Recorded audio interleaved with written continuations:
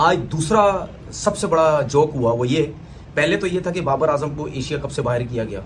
और रिजवान को भी। दूसरा ये कि पाकिस्तान के जो सिलेक्टर्स हैं उन्होंने जो सेंट्रल कॉन्ट्रैक्ट अनाउंस किया उसमें ए कैटेगरी ही खा गए।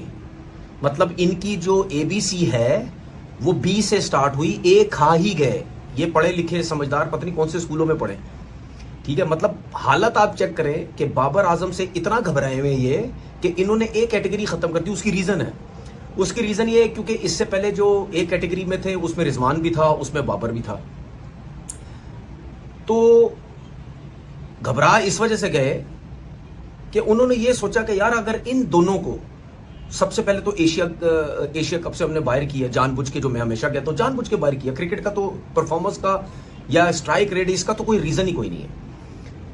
उस पे लोगों ने इतना शोर मचाया और बाबर और जो सिलेक्शन कमेटी थी प्लस माइक हैसन जब प्रेस कॉन्फ्रेंस आके बात की बिल्कुल घबराए हुए थे, नहीं बाबर कैसे बाहर हो गया, दो टोक बात करो, नहीं खिलाना दो टोक बात करो, अगर हिम्मत है दो टोक बात करो। वो नहीं की इन्होंने,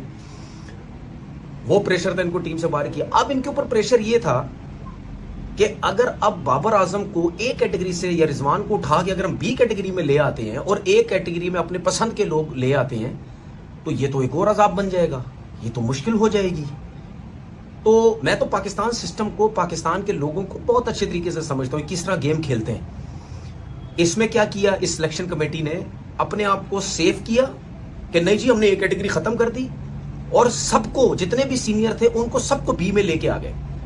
कि इनकी बात भी पूरी हो गई, बी कैटेगरी के पैसे ही मिलेंगे सबको, और ए कैटेगरी हमने शुरू से ही बिल्कुल ही खत्म ही कर दी कि अब कोई ये कह ही ना सके